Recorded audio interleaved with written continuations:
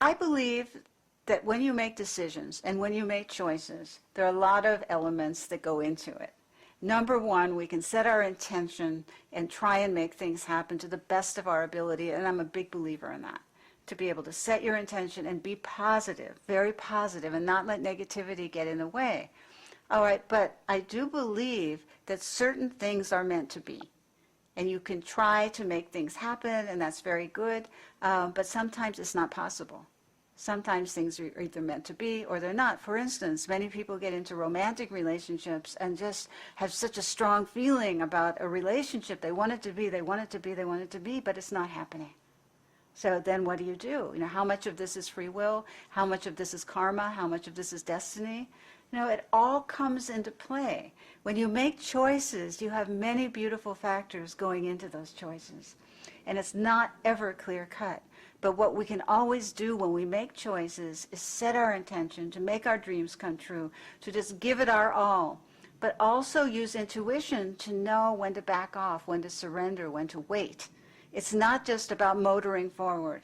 It's not about that. It's about doing everything we can, but also sensing timing. Whenever I make choices, it has so much to do with timing, and intuition is key with that, because with intuition you can sense when the timing is right, when to move forward, when to wait, when to move back, and all of these are really important considerations when making decisions. But sometimes certain things are meant to be. You don't even want them to happen. You've never even thought about it, and something amazing comes into your life. And you've never thought about it. It has nothing to do with your intention. It has to do with where your life is going and what your destiny is and what you're in harmony with. So that can happen, but also the alternative can happen. You can set your intention. You could tune into your intuition. You could be spiritually connected, and yet what you want doesn't happen. And then what do? Does that mean that you've done something wrong? No, of course not. It means you need to flow with life. It means you give it your all, and if it's not meant to happen, then you say thank you, deal with your hurt feelings and disappointment. We all have disappointments. Disappointments are part of life. You have to learn how to work with disappointments so that you're not demolished by them. So when you make choices, you have many things that can happen. You make decisions. You go for it. It may happen. It may not happen. If it doesn't happen, you don't feel hopeless. You don't stop trying for other things or other choices. And sometimes you need to regroup and you need to move forward in another direction. And what's so beautiful about this is that intuition lets you do that.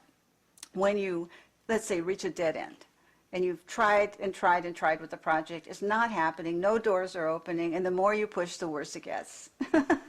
That's a very typical situation. So what do you do then?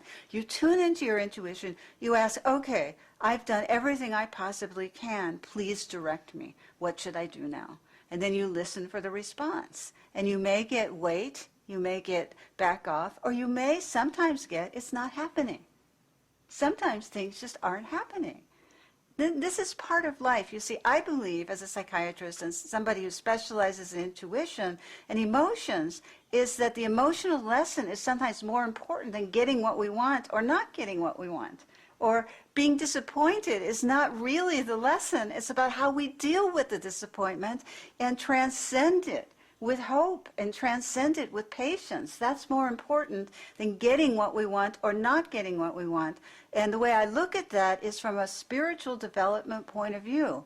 Because when we develop our hearts, when we get very strong and we're able to transcend negativity and we're able to transform negative emotions instead of going under with them, our light grows brighter and we grow stronger and we're able to live the kind of peace we hope for with the world.